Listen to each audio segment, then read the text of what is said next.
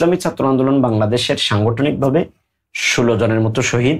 তার মানে শুরু থেকে এবং 1800 আন্দোলন থেকে আপনারা সাথে ছিলেন? জি, একেবারে শুরু লগ্ন থেকে ছাত্র আন্দোলন ছাত্রদের সমস্ত ন্যায্য দাবির সাথে সবসময় একসাথে দেখেছে। এর ধারাবাহিকতায় কোটার শুরু লগ্ন থেকে নিয়ে ধারাবাহিক পরে অভ্যুত্থানের সূচনা, অভ্যুত্থানের ধারাবাহিকতায় বিজয়, ইসলামী ছাত্র আন্দোলন বাংলাদেশ তার সর্বস্তরের জনশক্তি নিয়ে বাংলাদেশের ছাত্র সমাজের সাথে ছিল। এই আন্দোলন করতে গিয়ে আপনাদের কতজন শহীদ হয়েছে এবং কতজন আহত হয়েছে? ইসলামী ছাত্র আন্দোলন বাংলাদেশের সাংগঠনিকভাবে 16 জনের মতো শহীদ, আর ইসলামী আন্দোলন বাংলাদেশ সহযোগী সংগঠন সবাই মিলে 22 জনের মতন শাহাদত বরণ করেছে। সাংগঠনিক শতাধিকের উপরে আমাদের আহত আছে।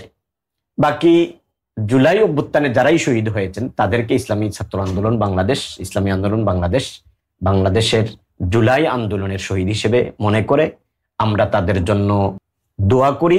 আল্লাহ তাআলা তাদের শাহাদতকে কবুল করুক এবং তাদের শাহাদত যেন শুধু শাহাদত হিসেবেই এটা শেষ হয়ে না যায়, বরং তাদের শাহাদাতের সুফল হিসেবে আমরা যেন বাংলাদেশে একটা শান্তিময়, সুনির্মল, সুন্দর, ভ্রাতৃত্বপূর্ণ একটা বাংলাদেশ গঠন করতে পারি। তাহলে তাদের শাহাদাত পরিপূর্ণরূপে আমাদেরকে আশান্বিত করবে, এটা আমার মনে হয়।